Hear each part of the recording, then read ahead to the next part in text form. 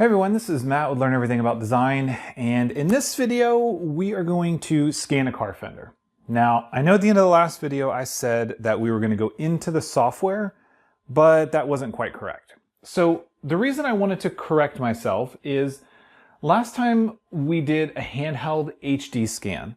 And when we did a handheld HD scan, I mentioned that it was going to give us the best or most accurate results based on what we needed. But before we get in and start aligning the scans and building our coordinate system, what I want to do is I want to talk about the Handheld Rapid Scan. So the reason I want to do the Handheld Rapid Scan is because there are some nuances that we need to understand. So first we're going to kick off a Handheld Rapid Scan, and we're going to talk about the differences between using the Handheld HD Scan and the Handheld Rapid Scan.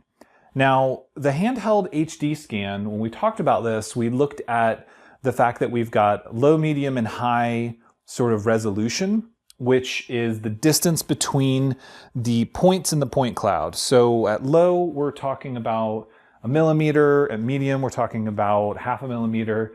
And on high, we're talking about 0.2 millimeters. So we're going to get a new project group going, and we're going to take a look at the settings. So in this case, I'm going to do a new folder, just like I did last time. We're going to do Starion 008, and that'll be our new project folder.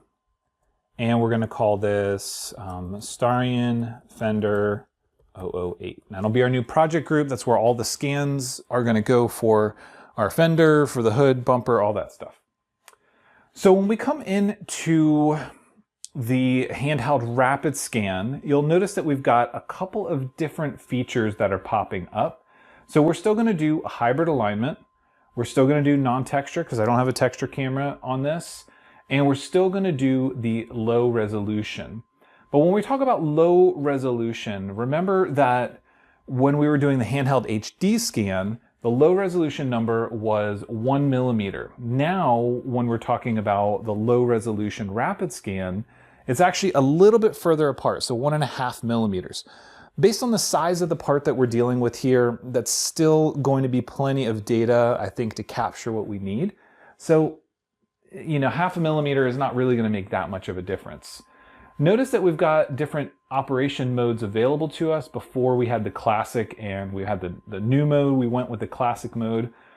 With lighting and lighting plus refine, this actually will increase our processing time. So for this example, we're going to use classic. But it is possible for us to improve the resolution of the scan data after the fact. But again, I'm not going to worry about this. We're going to use the same classic mode, same hybrid alignment, and we're going to use the same resolution, even though the low resolution in this case is, again, 1.5 millimeters, medium resolution is 1, and high in this case is 0.7. So that's, you know, that's a variation than what we had before. Keeping that in mind, actually, you know what? Let's go with the medium resolution because it does match low when we did the Handheld HD scan. Okay, with all that said, I'm going to apply those settings and we're going to start the scan and talk about the differences between the Handheld HD scan and the Handheld Rapid Scan. So first, we're going to start the process exactly the same. I need to sort of untangle myself over here. I did have a comment from a user that mentioned if we double tap the play button, the plus and minus will actually allow us to change the brightness. So awesome, thanks for that tip. I wasn't able to get it to work before. If you just press the plus and minus button, what those would do before was increase or decrease basically the zoom. But what we're gonna do is we're gonna use the play button. And one thing you're gonna notice, well, you may notice on camera, you might not, but when we look at the lighting that's actually happening on the car itself, it has this sort of grid or dot pattern. Now, there are different types of scanners, obviously, but this is a big difference between doing our HD scan and our rapid scan. A couple of other differences that we need to talk about. When we're doing our Handheld HD scan, what we're actually doing is getting more frames, in this case 30 frames per second as opposed to 10. What I'm going to do is I'm going to get started on the scan, and we can just talk about it as we go through, since we've already gone through this process before. So we're going from preview to starting our scan. Once we get out of preview, we'll begin collecting data. So as I mentioned, when we're doing a handheld HD scan, we're getting 10 frames a second. So that's relatively low, but it enables us to capture quite a bit of data. When we're talking about a handheld rapid scan, we're getting 30 frames a second, which means we can move a whole lot quicker, but it does come at a disadvantage. Now, when we talk about the resolution settings we were looking at, we're talking about the distance between the points in the point cloud. But what we actually need to make sure we understand or think about is going to be the accuracy. Now, the accuracy is actually going to be how close the scan data is going to be to the actual data, in this case, our Fender or whatever you're scanning. So the difference between, let's say, a stationary scan, and you're gonna have to, I'm doing this all from memory, so you're gonna have to just bear with me here, but the difference between doing something like a stationary scan on a tripod is 0.04. When you're doing a handheld HD scan, it's 0.045. And when you're doing a handheld rapid scan, it's actually 1.0. 0.1, not 1.0, it's 0.1. So when we talk about the difference between not only the point cloud density, but we talk about the speed, the frames per second, and we also need to talk about that accuracy, that 0.045 versus 0.1. Now, when you're scanning a big object like a car, does that matter? Well, in this case, probably not. We're probably gonna get an okay result, but I think it's important that we do understand what that actually means for our final part, right? So if that accuracy is required, if we have a lot of features on the part, in this case, the car fender, if we have a lot of features that we need to capture, then we might need to do a handheld HD scan and take longer. Now, at this point, we're only a couple minutes in. Let's see, we lost tracking, so let me go back and slow down a little bit. I'm a little too close. All right, so let's just make sure, let's get to a good distance, get to a spot where I can get all those tracking dots, and I'm gonna go over this way, capture that data. So once again, it's a slightly different process. We're still capturing the same data. When we use a medium resolution, we are getting 1 millimeter between points in the point cloud. When we use a low resolution, we're getting 1.5 millimeters between points, and the high resolution is 0.7. And that varies with the handheld HD scan, where we have 0.2 on the high end, 0.5 in the middle, and 1.0 on the low end. But once again, for a large part and the end goal of 3D printing for this, not really a big deal. As we go through this, you can see that it is going quite a bit faster. In this area, I am having a little bit of trouble picking up data, but it is still capturing it. You can see that we got all that. What I'm gonna do is I'm gonna move over to the sort of the fender flare. And because of the different light pattern that we're dealing with, you'll notice that it's gonna start to pick up the tire a bit more, which means that we need to just be a bit careful with the data that we're tracking. So I'm gonna move my way up, a little too close. I'm gonna move my way up. I am keeping a couple tracking dots. Now, I did mention in the last video when we were talking about these tracking dots, I stuck quite a bit more on this fender, on the car, than the minimum required. And I was able to scan this fender without the tracking dots at all. It is possible. It just took a lot more time. So if you don't want to apply the tracking dots, or if you want to do your own alignment, such as little blobs of clay that you pinch and are unique, something that you can remove after the fact, then you can go ahead and do that. There are some benefits to using the markers or the tracking dots. They can be saved, or they are saved out as their own file.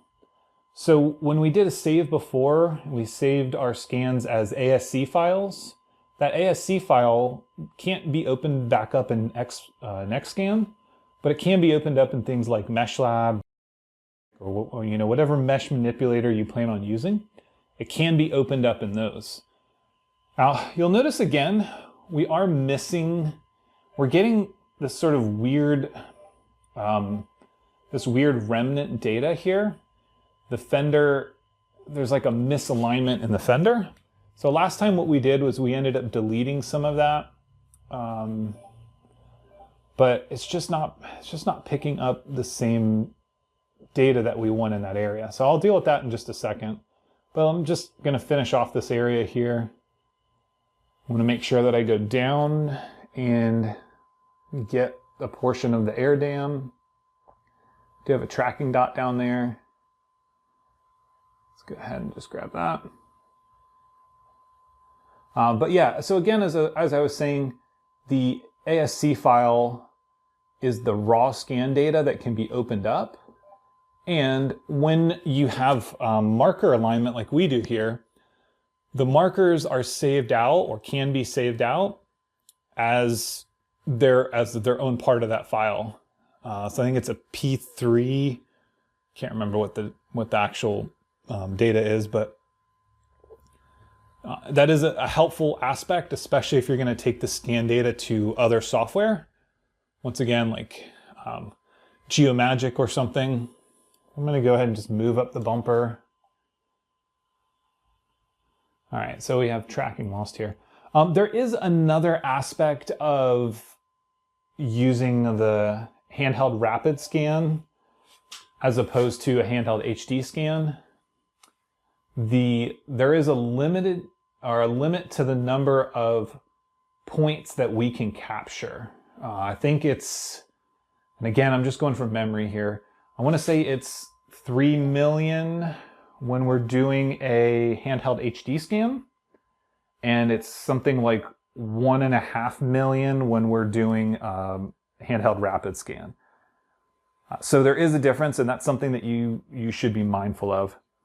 There is another tip that I got from the same user that told me about double-clicking the play button, and that is there's a sort of a screen mirroring add-on for the scanner, which I do have, where you can basically mirror your laptop screen with your phone, and it makes it easier than looking at the computer. The problem that I have there is that I'm actually recording the lav mic to my phone because I'm already recording screen capture on the computer, and I am obviously pushing the computer with capturing this mesh data.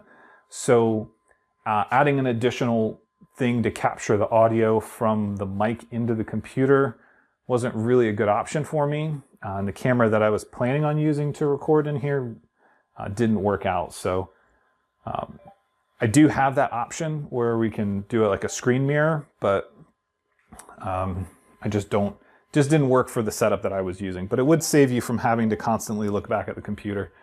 So you can see here with the handheld rapid scan, it is moving a lot faster across this big area. But as soon as I'm getting into these corners and having to wrap around the corner, it seems to be losing a little bit there. So what I'm going to do is I'm going to pause, wait for it to pause, and I want to double check that I don't have too many points. We're at 680,000 points. So plenty of data there, but again, just like last time, it is just having trouble in this area. It seems like it's okay, but then just some of the data is just different down here. I'm not quite sure why, but let's go ahead and rotate the mesh around and just take a look. It's almost like there was just a shift in the mesh and it just is not able to capture this because there are no markers there maybe. I'm not really sure. But I have a good bit of data here. I have the Fender, which is really all I need. But you can see that in the top section here, if we sort of look in that area where I'm highlighting, it doesn't look like I got a ton of data there. So I'm going to go back and I'm just going to recapture. So let it find the area on the Fender. Looks like we've got it. I'm a little bit too close, so go a little bit farther away and begin capturing. So once we get off preview, it has the markers Just gonna move my way over here, trying to stay at a good distance. And while it is capturing 30 frames a second, doesn't necessarily mean that I'm getting all of the data, all of the points in. So again, we want to make sure that if we need data in a certain area, even though we are capturing 30 frames a second, just take a little extra time. And this is a big difference between something like this, the Pro HD, and the HX, which runs at 55 frames a second. So that 55 frames a second is obviously going to pull in more data for us, and it's going to allow us to move a bit faster. So if you're doing a lot of car scanning or big object scanning, then being able to save time at this point, that is going to be a big time saver overall. But as you guys are going to see through this process, the scan portion of it, it's only a small portion of the overall process. I mean, we could spend hours in here capturing as much data as we want, but then the processing of the data, so for example, with a handheld rapid scan, I might get through all of this in, 30 minutes and be able to capture enough data. Like right now, I have enough data that I could just go forward and start designing. Obviously, I want to grab the bumper and I want to grab some other stuff so we can do some alignment and talk about coordinate system. But I have enough data that I could just move on with what I'm doing.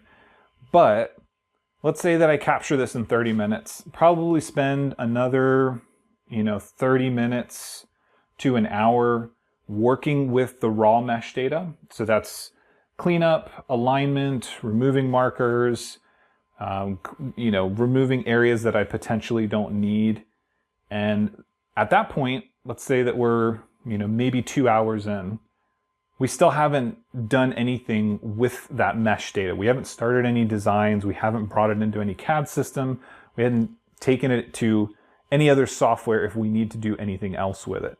So it can quickly balloon to quite a bit of time. Another thing that I do want to mention is that the markers, when we start working with this mesh data and we start aligning and cleaning things up, the markers will not get deleted with the mesh or the point cloud. So as we begin to remove information and we begin to clean things up, some of the data isn't needed to align multiple scans, but the markers are going to stay. So that's another handy thing that we can do, is even if we don't get good data as we go around something, the markers can really be used for alignment. So I'm getting a little bit too close because I'm rolling around this corner. So I need to make sure that I am capturing enough here. What I'm going to do is I'm going to try to get enough data, and you can see that it's actually picking up these black sections better with the rapid scan than it was with the handheld HD scan. We're not picking up the glass, but some of these black trim pieces, this little vent piece, which is unfortunately all the airflow to the radiator, that section is much better here with this handheld rapid scan than it was with the handheld HD scan. So now that I'm coming under the bumper, it's getting a little bit tricky. I'm not able to get far enough away, but just sit there for a second, let it get what it can, and then move back around the corner to fill in some of these gaps. And as I mentioned, not all of this stuff is really needed, but it is going to be helpful, especially when designing a new air dam and fenders. It just kind of helps visually see the rest of the car. Now, if you've been on this channel a while, you'll know that I've showed this car a few times because I modeled it or was modeling it in Blender. And the whole reason I was modeling it in Blender was so that I could start to play around with what I wanted it to look like. So it was an exercise in modeling it in Blender so I could do some quick modifications. I'm going to capture some of the tire data just so I have a reference for the rim. Again, it says that I'm too close, but let's just go ahead and move through. Because we are using the hybrid approach, I don't have any markers on the rim, but it has enough features that we don't really need markers on it. So it has a wheel weight, has the valve stem, and it is able to capture a good bit of that without really needing any more information. So I'm just going to move through the rim, and you can see it's flipping things around. That's okay, but I really just want to capture the rim. I don't really care about the tire. All right, tracking lost. I'm going to go ahead and pause it and take a look at what we got. So we got some tire. You can see that the rim got a little bit messy. That's something we'll go back and we'll clean up later. But it just gives me a good reference for where the rim is. And I got all the fender that I need, but that section there is still a bit strange. It's almost like the scan jumped. And if we look over in this area up front, you can kind of see there's a little bit of a line there. So what I want to do is I'm going to set the scanner down. I am going to use the lasso tool. So again, that's holding down Shift and then the left mouse button. And I'm going to come all the way up and cut that corner out. I'm going to cut the tire out too. And delete that. And also I'm going to rotate this around. Because the data around the tire is so messy, I'm going to go ahead and remove it. Again, this is really hard to do with a trackpad since I don't have an actual mouse in here. Go ahead and grab that. We'll delete and we'll OK that. And now that I've deleted that, I've freed up some of the mesh elements because I captured all the rim data, the tire data, stuff I didn't really need. Another thing that would be helpful that I'm not going to do, but would be helpful is maybe scan something on the floor so I have a ground plane reference. That can certainly be helpful when designing so you can determine how high or low you want to go. I can measure the distance from here to the floor. I know I've got 15-inch rims on it right now. I know the size of the tire, but not something I need to worry about. I can build a plane off of the bottom of the air dam. So what I'm going to do is I'm going to start in this corner. I'm going to try to scan again and then pick some of that data up. So again, go back to preview, let it find it. It's doing a pretty good job of finding it. Once I'm at a good distance, start scanning and just move my way back. Again, you can see that it's having trouble for some reason. It's just picking up like an extra lip there. Not really sure why that is, but this is all right. So let's see if I can get it underneath here at all. I don't have any markers down there. There's not really great light underneath there, but yeah, let's go back to here. All right, so I'm going to move my way up. And okay, so here's the problem. All right, so it definitely lost its tracking at some point, and we had the same problem last time when it was doing the fender. So what I'm going to do is I know this is where the fender should be. I am going to cut all of this out.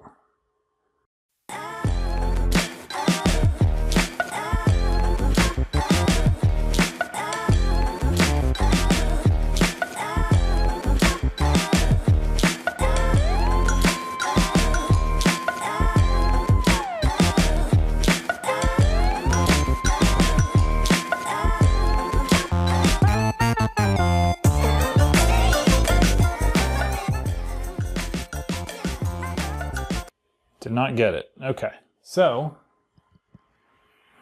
I am going to add a few markers and clean up those areas. It's not bad, but it just still is not getting it. I try to avoid adding markers here because it's actually curved. Not much of this car is, but obviously if I'm losing tracking this bad, then I need some additional help. I'm not going to put a ton. I don't want to have to pick any more of these things off of here. It takes a lot of time. Now, on the Einscan site, they actually had a tip or a video that was talking about using a plastic sheet and just putting the marker dots on that. It would be nice if these were magnetic and just little magnet dots. As I mentioned, you can use clay, little modeling clay pieces, and then just squeeze them with your finger so that they have some sort of unique shape. And also, when you're putting these on, you don't want them to be in a consistent pattern. It has to be sort of random. So having this many marker dots on here at sort of a random smattering means that I'm pretty much no way for me to get a consistent pattern with them. All right, so let's go ahead and do this one more time. I think everything on the back side is okay. So I'm going to leave some of this. Actually, I can't leave some of it because I put markers back there. Okay. So since I put markers back here, I am going to delete all of it, all the way down to here, and try again. So again, not ideal, but it is important that we don't just rush through and grab all this data. So while the Rapid Scan did save me a lot of time capturing the majority of the fender, because I didn't have markers down here, going through so quickly, the feature alignment just wasn't able to do it. And even with the HD scan, we didn't have that same problem. It lost in this area because I've got so many markers. I think this now will solve the problem. So let's try again. I'll pick up some detail over here. All right, now it looks like we got it. So I'm gonna go ahead and stop that. Now that looks right. Okay. So now I think we're in good shape. It does look like in this area right here, we could use some more information. So what I'm gonna do, I'm gonna start preview over here. I'm gonna let it find that. And then I'm just gonna start capturing it. And again, now that we have the markers, I'm not concerned with losing tracking here, but I am still gonna go slow, because what it's doing at this point is it's adding points to the point cloud, but it is also able to clean it up just a little bit. Now, this is not anything like a mesh cleanup, but we do want to make sure that we kind of hang out in this area and that we're happy with the results. I'm just going to move my way forward.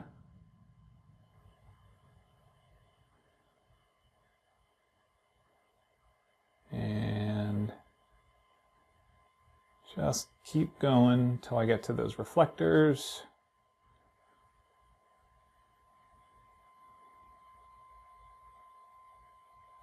All right, I'm going to go ahead and call it there. All right, so at this point, I am happy with the data we collected. We go around the A-pillar. I've got a little bit of the hood for alignment. So what I want to do is I want to take this and generate the point clouds. So as we saw before, when we're scanning, we have the ability, like we just did, to see if we had problems. We cut it out, rescanned it, and in this case, I ended up having to add more markers just to make sure that I had the wheel opening. As I mentioned in the last video, I hope there are no spiders living up here. As I mentioned in the last video, it's not really a big deal because I'm planning on coming off here. So the factory wide bodies actually came out, had the same bumper. The air dam was different, but they came out here. And I'm probably planning on doing something similar, coming out here, but keeping this rounded flare and just bulging it out and bringing it higher up the fender. That's one idea. So I don't really necessarily need that data perfect, but it is important to capture. Now, what was interesting, and I didn't really expect, is that the Rapid Scan picked this black section up quite a bit better. So that was fairly interesting. As we add more scans, so I'm going to do another scan of the hood and the bumper so I can align them. There is a small ridge in the center. That small ridge is going to be used to help to build a line. I'm going to try to build a plane off of probably 3 points off the bottom of this, because that should be flat to the ground. I could also use a couple of points in here. If I am able to capture some of this, that is relatively vertical, but I could pick up several points. I could pick up 3 points here and make a plane. I could use the bottom to make a line. But essentially, when we're using Xscan, we are able to create a point, a line, and a plane. And once we have those three things, we can align it to a coordinate system. So now that I have that first scan and I generated the point clouds, remember I mentioned that we can save the scan. And when we save the scan, this P3 file is going to contain the markers, and the ASC file is going to be the scan data. So what I'm going to do is I'm going to create a new folder. I'm going to call these scan saves. And as I mentioned, these can't be opened inside of Xscan. You can open it up in MeshLab or, as I said, Geomagic. You can open it somewhere there, but I'm going to call this Fender 008. And that will contain that .p3. It'll contain the information about all the markers, because the scanner does capture that information separately from the mesh, and it uses that later to be able to remove those and patch the holes underneath it. So next we're going to go to our project group. We're going to add a new project. Same settings, make sure everything is still the same. We're going to apply. And what this will allow us to do is it will allow us to capture the hood and the rest of the bumper. So what I'm going to do is I'm going to start back here. I'm going to preview, make sure that I've got everything good. I'm going to start capturing data. So once again, we are going a bit faster. So we're getting 30 frames a second, which is quite a bit faster because we were getting 10 before. You see that the Rapid Scan, because of the pattern of the light, I'm actually able to get a bit of this, this sort of vent piece that sits between, above the firewall, that sits between the windshield. And there are some bigger holes there. If I turn it to the side, I can probably capture more data. I don't really need it. So I'm going to come back to where I've got some features I can capture. All I'm really interested in is the hood. But remember that when we jump around, that's when we can start to introduce error. So we want to be careful. I've got markers up, around, and past the center of the hood. So I'm going to go a little bit past, start to come down, and work my way back over. Again, you can see how much faster this is than originally when we did just the handheld HD scan. Make sure we stay at a good distance. I'm going to come down to the seam where the fender is. We're going to cut most of this away, but I do still want to capture it. And remember that we're always trying to keep the scanner perpendicular to the surface. So when we roll around corners, we really need to make sure that we take our time and that we are capturing everything. So I'm going to go past those markers, try to make sure that I'm staying a good distance, come down, work my way back. In this case, I can spend a little bit of time here moving back and forth, just trying to sort of fill in that gap. This is quite the shoulder workout. Let's go ahead and move it here, capture that corner. and then start to go forward. Whenever I get to an edge, so like the edge of the hood, I want to just hang there an extra second and allow it to get as much data as it can to make sure that I know where those references are.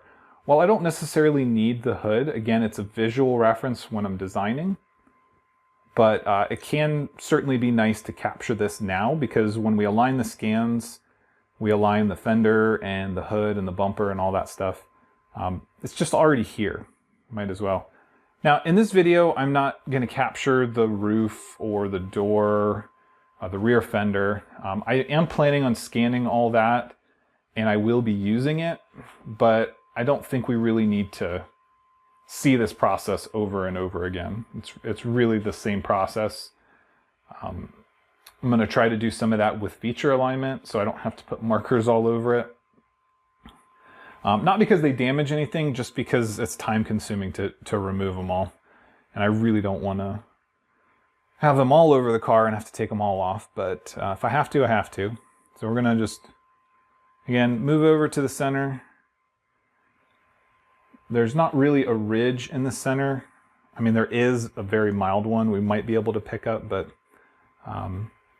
which is kind of interesting because this car has so many hard features on it that you'd think that more of the features would be pronounced. I did sand the hood down at one point, but let's go ahead and just move our way down.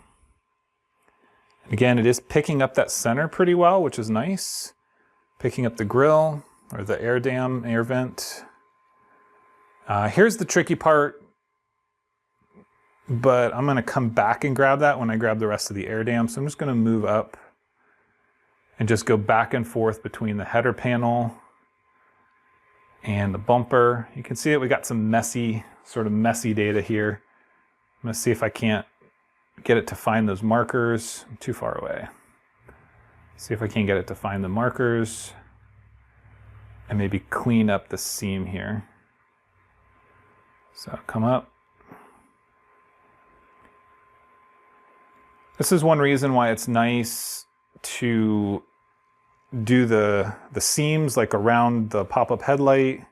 You can see that we're really getting a lot of mess here. Part of it's me. I'm not really sticking to a good distance away. Now the pop-up I did grab in the first scan, so I don't really need it, but I am just going to for good measure. So one thing about Xscan, when we are processing the mesh, so when we start to decide to remove some data, the data is gone. As soon as we accept it, when we're in the in progress section of the scan, as soon as we accept it and we remove something, so like cutting out part of the wheel well to sort of rescan it, that process is, you can't undo that. So it is important that you are being sort of mindful of what you're removing, because you can't really go back. Now, saving the ASC and the P3 file does mean that you can go into something like MeshLab, Geomagic, whatever software you want to use. Obviously, MeshLab is free. Geomagic is far from free. But you can take that data and you can still use it, but you can't really do anything with it here in Xscan. So again, it's important that we're careful with what we're doing. If we're removing any data, make it very, make sure that you're not accidentally selecting through or just, cutting away too much. Now, again, I did already capture all this, so I don't really need to, and it says I'm too close. So what I'm gonna do is I'm gonna come down underneath here, get to a good distance, and try to move my way this way. Again, here is where having the screen mirroring on the unit itself would be really helpful. All right, so I don't have any markers down here. I'm gonna have to go back to where I had markers. I was hoping that it would be able to pick up that corner and the tag bracket, but this is actually a tricky place to get. Not a lot of room here. I don't really need it because I can see the ridge right there in the middle. So I'm just gonna try to capture what I can.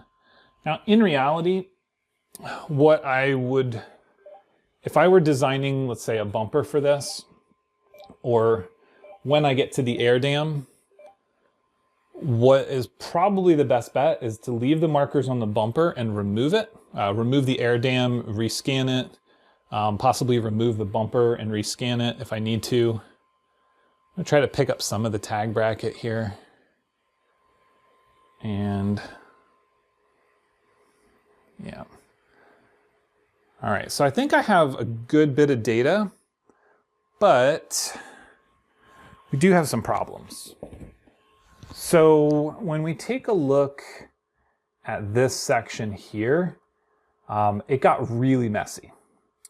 So I want to do that entire header panel again, unfortunately.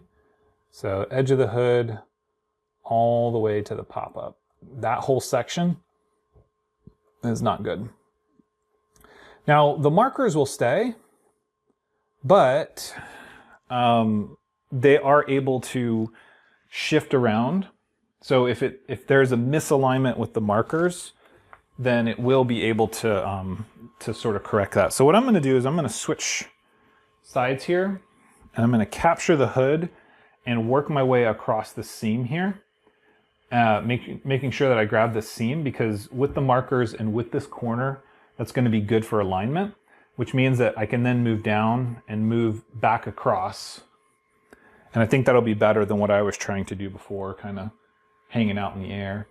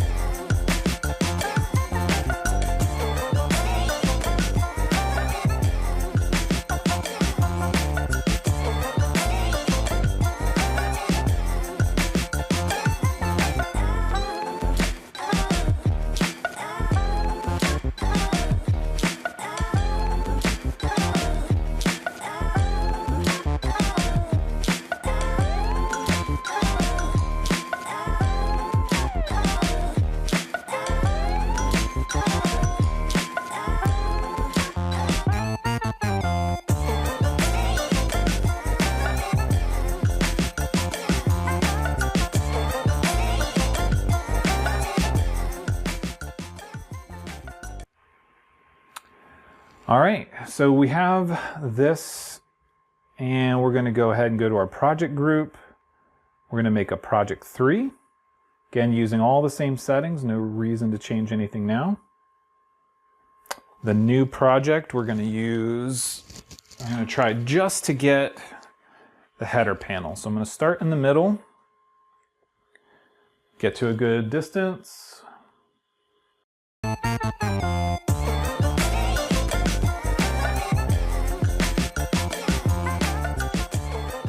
So we'll do one more project group since we're here.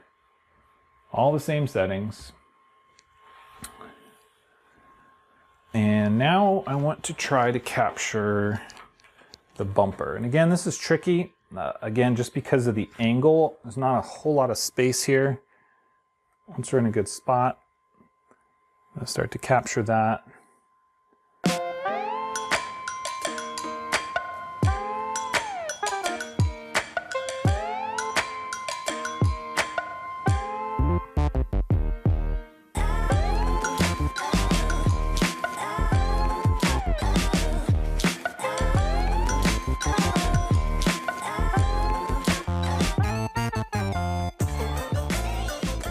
Now that we have multiple scans in the project group, the Align button has come up.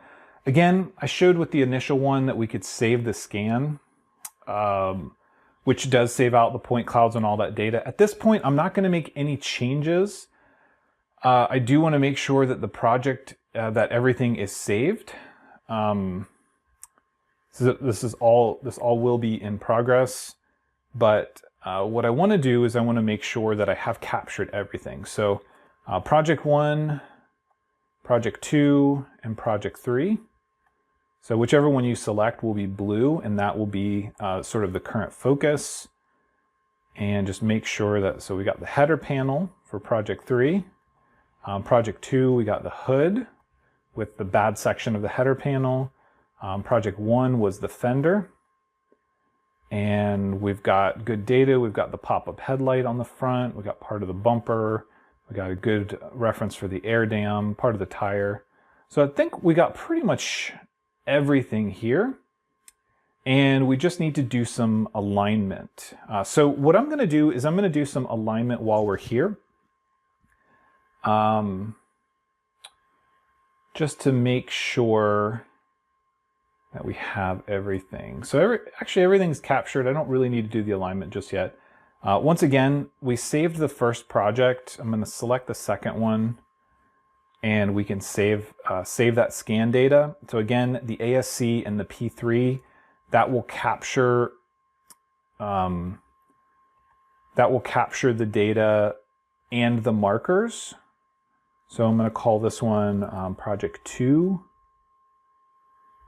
And we'll save that. And then we can go on and do project 3 and project 4. All right, so now at this point, we've taken a look at doing a handheld HD scan, and we've also taken a look at doing a handheld rapid scan.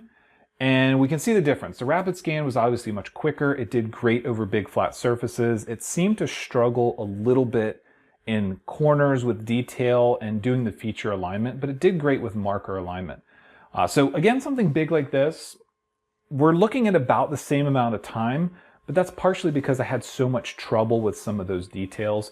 In general, I think we could probably be about 50% quicker with the rapid scan. We are capturing 30 frames a second versus 10, but you do still have to slow down in certain areas. So I think overall we could save a good bit of time if your part sort of fits the requirements or the area for that. We could have also done a low resolution for the rapid scan, which would put 1.5 millimeters between points in the point cloud. But again, we chose to do the same just as a good comparison. So at this point in the next video, we will go in, do some alignment, do some post-processing on the scan data, create a coordinate system reference or align it to a coordinate system. And then after that, we can talk about what are the next steps. If you have any questions on what we've done so far, or any comments, if anything that I missed or got incorrect, please let me know. Again, this is my first time playing with these scanners with the Pro HD specifically, but anything from Einscan. So if you do have any experience with those and you want to share your knowledge, please feel free to do so. But if you have any questions that you think I can answer, please let me know. As always, thanks for watching, and we'll see you in the next one.